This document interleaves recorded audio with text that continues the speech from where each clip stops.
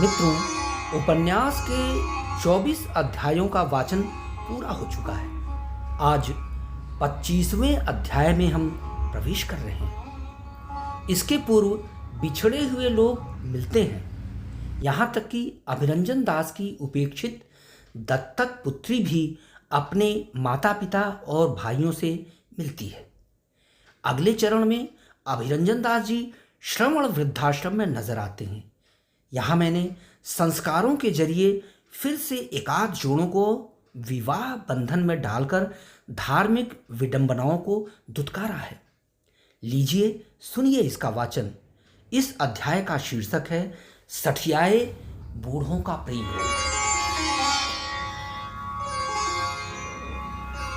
अभिरंजन दास जी वापस श्रवण वृद्धाश्रम में आकर अपनी पत्नी रेणुका और दोनों बेटों के अतिरिक्त अन्य सभी से ज़्यादा बातचीत कर रहे थे। इस तरह दिन के 12 बजे तक वे इधर उधर टहलते हुए या तो खुद से या आश्रम के बुजुर्गों से बतिया रहे थे। तभी दीपू दद्दा ने आकर उन्हें सूचना दी कि नसीर मियाँ और मारिया सुबह से ही अपने अपने कमरों में नहीं है। दोपहर होने को आई और अभी तक वे वापस भी नहीं आए।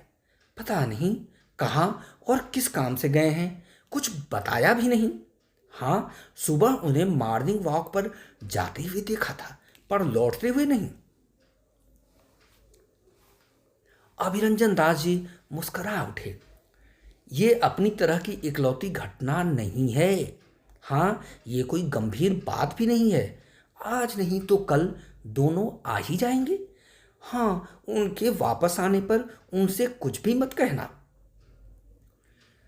वे बड़े आत्मविश्वास से दोनों के बारे में अपनी इस तरह राय दे रहे थे जैसे कि यह कोई मामूली बात हो।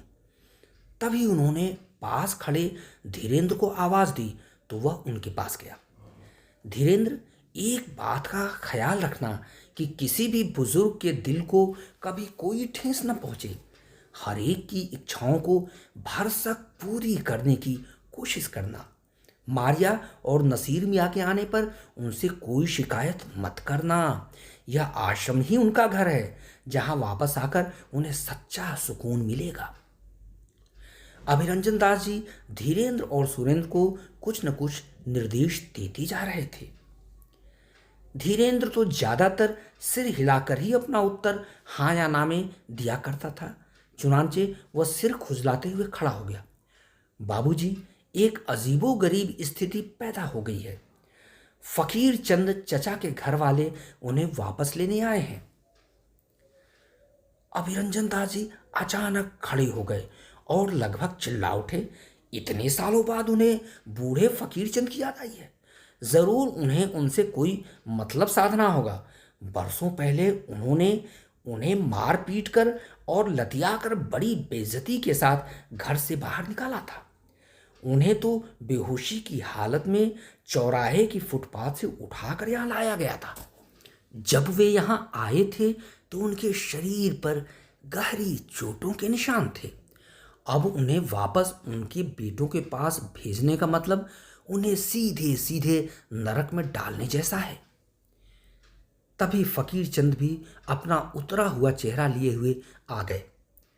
फकीर चंद उन्हें देखते ही बोल पड़े, अभिरंजन बाबू, हमें उन राक्षसों के बीच जाकर रहने के लिए कभी मजबूर मत करना, वरना मैं खुदकुशी कर लूंगा। अभिरंजन दास जी ने भावुक होकर उन्हें अपने सीने से जकड़ लिया। तुम तो मेरे जिगर के टुकड़े हो। तुम्हें यहां से रुखसत करने का अर्थ है अपने हाथों अपना ही गला घोटना। तब वे बाहर आकर फकीर चंद्र के बेटों और रिश्तेदारों से काफी देर तक तर्क कुतर्क और बहसाबहसी करते रहे तथा उनकी हर दलील पर उन्हें जोर जोर से पटखनी देते रहे। अंततोगत्वा फकीर चंद के बेटों और रिश्तेदारों को हाथ झाड़कर खाली हाथ ही वापस जाना पड़ा। शाम को जब आश्रम के सभी बड़े बूढ़े खाना खाने के बाद मिल बैठकर मीटिंग कर रहे थे तो उस वक्त फकीर चंद बेहद खुश थे। अभिरंजन दास जी ने उनके पास आकर उन्हें जोर से चिकोटा। अजी, किस मिजाज में हो जो इतने खुश नजर आ रहे हो? फकीर चंद हंसते हुए घिघिया उठे। अभिरंजन दास जी खुश क्यों न हो? बरसों से अपने वहशी बेटों का खूंखार साया मेरा पीछा कर रहा था। कई बार वे आश्रम में दस्तक भी दे चुके थे।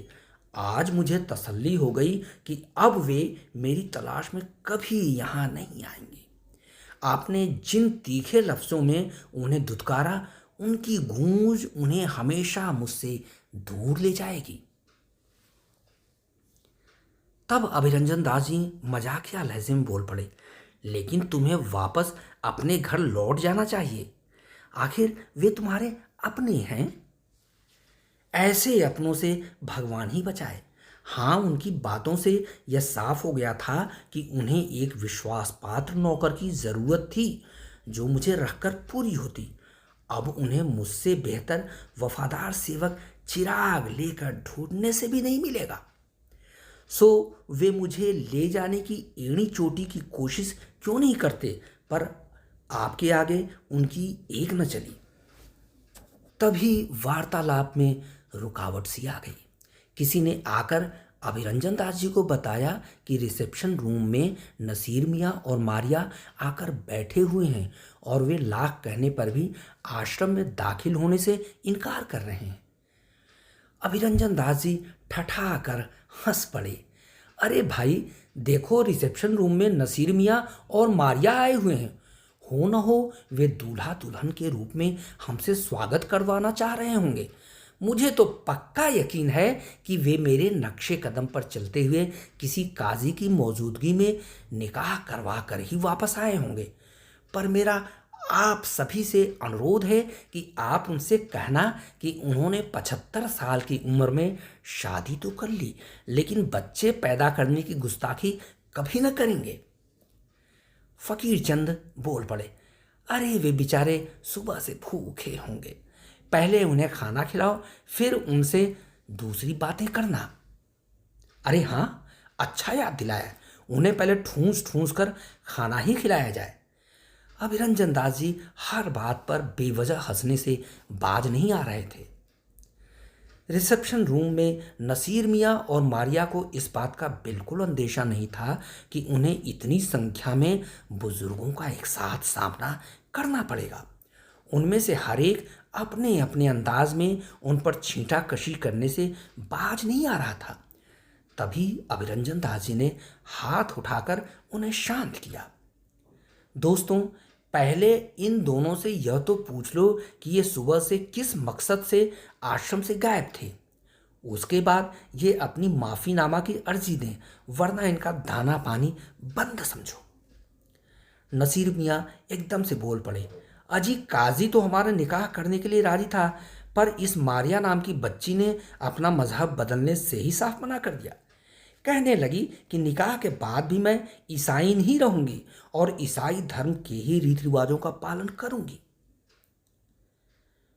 मेरी मानो नसीर मियाँ, तुम खुद ईसाई क्यों नहीं बन जाते? हमारे आश्रम में एक पादरी बुजुर्ग फर्नांडीज भी हैं जो बपतिस्मा के जरिए तुम्हें ईसाई बनाकर मारिया से मिला देंगे। कहो, है मंजूर? अभिरंजन दास जी से हंसे बिना नहीं रहा गया। पर जब यह बात मीडिया में जाएगी तो मुल्ले हमारा ही नहीं, इस देश में पूरे ईसाई समाज का नरसंहार कर देंगे। आज तक ऐसा कभी नहीं हुआ है कि किसी मुल्ले ने अपनी होने वाली बीवी के मजहब में आकर शादी की हो। उन्होंने जोर से कंधों को उचकाया। अभिरंजन दास जी पास आकर फुसफुसाकर बोले, नसीर मियाँ, हम इस खबर को मीडिया में जाने ही नहीं देंगे। हम में से हर एक ये कसम खाता है कि तुम्हारे ईसाई बनने और मारिया से शादी करने की बात को हम लोग मरते दम तक गुप्त रखेंगे। जब नसीर मियाँ ने सिर झुका लिया तो अभिरंजन दास जी ने तत्काल पादरी फर्नांडीज को तलब किया और उसी रात नसीर मियाँ का ईसाई धर्म में बपतिस्मा हुआ और उनकी मारिया के साथ शादी भी हुई।